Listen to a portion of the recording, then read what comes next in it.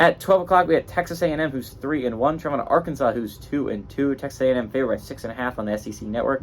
Connor Weigman for A&M Aggies, unfortunately, will not have him for this game and likely the rest of the season with a leg injury. Got an 82, a 119, thrown for 979, 8 touchdowns, 2 interceptions. You're not going to have him anymore. You're going to have to rock with Max Johnson. Max Johnson did not play awfully in the Auburn game, so at least that's a bright side. But you're playing a tough Arkansas team on the road. Amari Daniels on the ground has had 39 carries for 234 yards and 2 touchdowns. And Evan Stewart has had 22 catches for 307 yards and 3 touchdowns.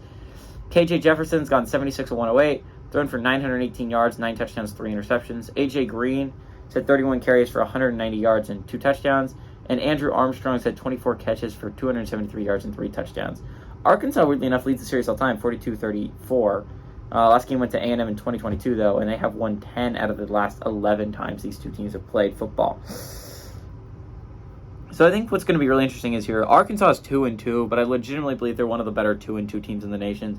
They let the BYU game slip away from them, and they ended up only losing by 7 anyways. They had that lead at halftime. They had double-digit leads multiple times in that game.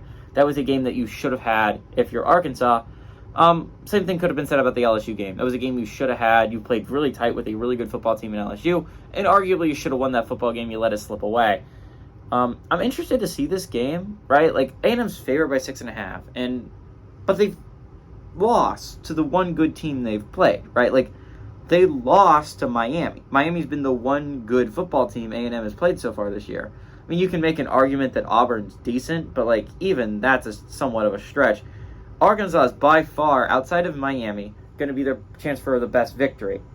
And it's in Arkansas, brand new quarterback, and I think Arkansas is going to be mad they've dropped 2 in a row, right? Like this is an Arkansas team that could legitimately be 4-0 right now, but they've dropped 2 that they probably shouldn't have.